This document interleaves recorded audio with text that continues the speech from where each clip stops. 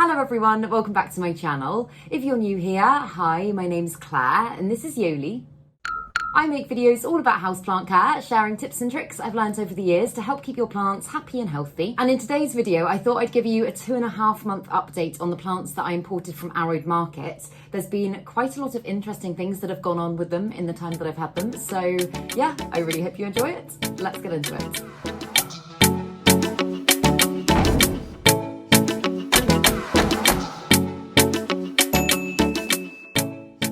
Someone next door has literally just started drilling. This seems to happen more or less every single time I sit down to film, but it's fine. We'll go with it. So the last time I showed you these plants was a 10-day update after I'd imported them. And although, yeah, there had been some changes and stuff like that, obviously 10 days is not a very long time to let plants acclimate. And I feel like you'll be able to get a more kind of comprehensive overview of them now that it's been almost 3 months, 2.5, 3 months. But yeah, so the first one is the Philodendron code 69686. Oh wow, they're big. Look at that. And this is one that I included in my July favourites video recently because I am absolutely in love with this plant. This is going to sound weird, but I don't think I was expecting to love this plant as much as I do. In fact, I've got a couple here like that, but this one, and I said this in a video recently, but this one form-wise is quite similar to my Scormiferum, and that's a plant that I don't know, I'm not that keen on it, to be honest, but this one, oh my goodness, I think its leaves are amazing and I just love how it's growing for me. Like, its growth has been very consistent. All the new growth has kind of been bigger each time, and that's without getting it on a moss pole. I do really need to get this plant on a moss pole. But when I got it, I was a little bit worried because some of its leaves looked quite yellowy, and I think I might have chopped one of them back when I first got it, if I remember correctly. But apart from that, it's just, I mean, the growth it's giving me is so beautiful. And as you can see, it's got a gorgeous new leaf there. It's not in my cabinet anymore or anything like that. It's just in this room with the rest of my plants. It seems like such an easygoing plant, to be honest. It's really given me no grief. And as I say, its growth pattern has been quite consistent, and I really like a plant like that. Although I quite enjoy plants that can keep you on your toes, and I have definitely got some of those here to show you, but this one just seems very chilled, very laid back, and I think it's gorgeous. Okay, right. Let's do a sad one. There's 2 sad ones here, but the next one is my Anglanema Pictum tricolor. Oh, and I think, is it flowering as well? I think it's flowering. I don't know much about their flowers, to be honest, but how beautiful are those leaves. And up until recently, this plant was doing really, really well, but this is what it's currently looking like. So we had a massive heat wave here in the UK, and to be honest, I did clock that it was looking a little bit yellow. I think about a day before I made the call to chop it back, I looked at some of its leaves and I was like, oh, they look like they're turning. And I thought to myself in that moment, but did nothing about it, I need to move that plant into a cooler, lower light spot. And I don't know why I didn't do it. I think I just walked past it and thought, oh, must remember that. And then I completely forgot.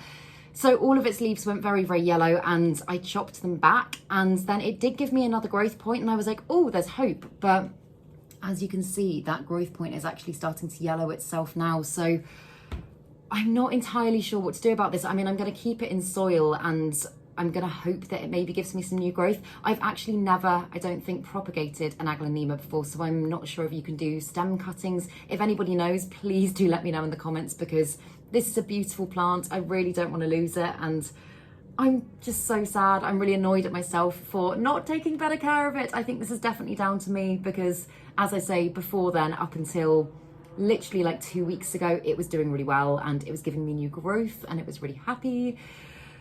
So yeah, I'm not very happy about that, but fingers crossed, something might be able to be done. If anyone, as I say, has got any advice, do let me know. But if not, I think I might even transfer it to moss or perlite or something like that, just to kind of get it going again. I don't know, or pop it in my cabinet.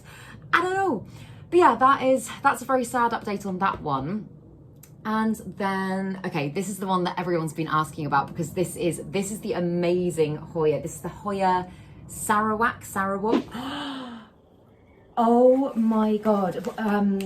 What's the name of it? This is a Hoya. I'm pretty certain this is a Hoya. Look at the size of those leaves. And this is still 100% one of my tip-top favorite plants in my collection. I honestly, I'm still so in awe of this plant. I can't believe that it's real because it looks so weird and alien-y and nothing like any of my other Hoyas. And yeah, it's also, I mean, I know it's obviously potted up now, but it is the heaviest plant in the world. I was saying this to my friend the other day when I first got the package to unbox. I lifted it up and I was like, oh my God, I was like, what's in here? Because these leaves are just so dense. Like the thickness of them doesn't really, they look quite thin on camera, but they're like solid rubber. They're absolutely amazing.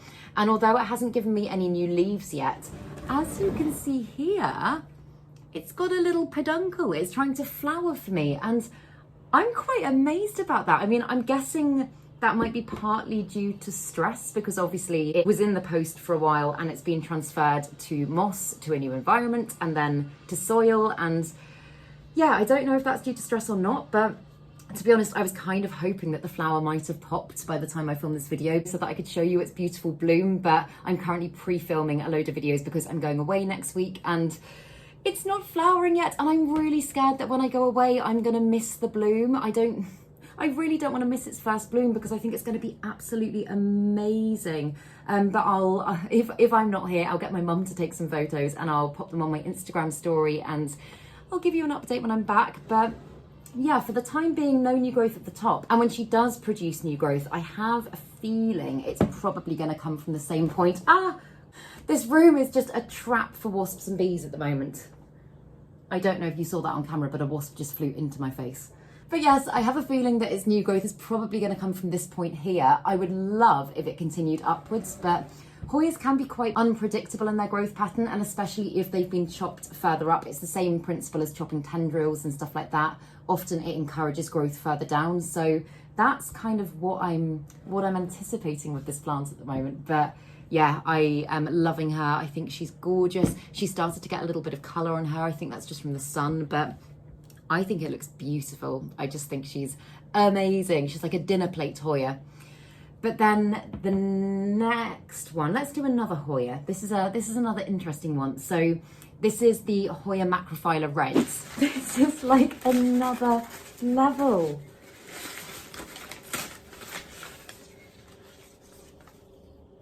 Oh my goodness, look at that. Oh, oops. And if you watch my 10-day update, you'll see that I did chop this Hoya up completely. It was one long vine. Oh, you can see it. It was one long vine and I decided to chop it and propagate it. And it took, and as you can see, I'm not sure this is actually a macrophylla red because as you can see, I mean, the back is a little bit red and that looks more like traditional macrophylla red leaves from what I've seen. It's actually very, very green, and I'm kind of thinking it might be a bit of a mystery Hoya at the moment. Again, if you know, let me know. Also, the sticker is a color coding system that I'm currently working on that you will see in a video soon.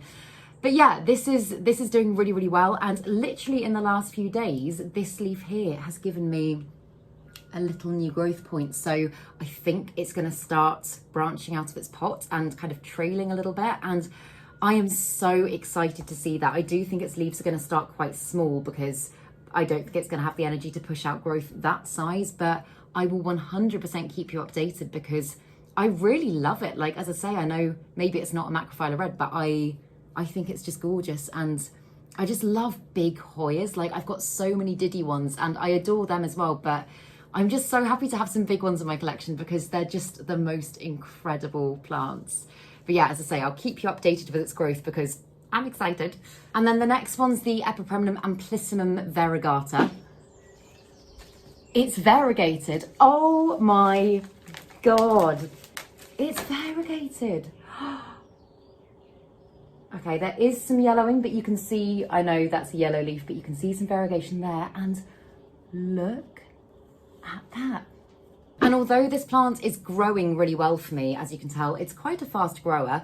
It's reverted, it's completely lost its variegation. So I would really like to try and preserve the lovely variegation there. So in fact, I'm going to do it now. I have got some scissors here. I was like, maybe I'll chop it in the video. I'm going to chop it up, and I really love it, but I think I would like a section of green that I can put in a separate pot on a separate moss pole, because obviously I haven't given it a pole yet because I've been thinking I might chop it.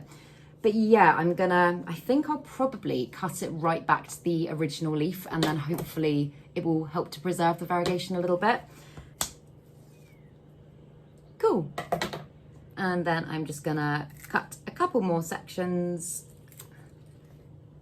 I've just chopped the whole thing up.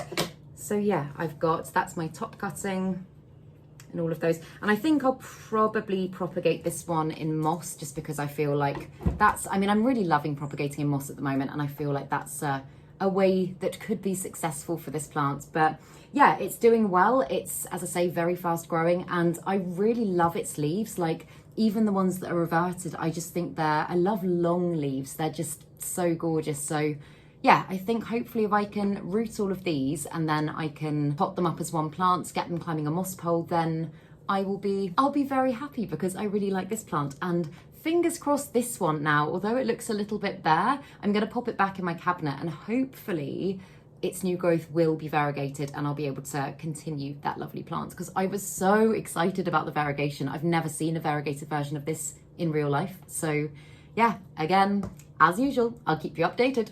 And then this next one's one that I've really grown to love. I thought it was kind of amazing when I first opened it and very different to anything else in my collection, but I don't think it's one that I would have particularly chosen for myself. It's the Hoya Undulata Reds. Oh wow, this is a properly chunky Hoya. Whoa.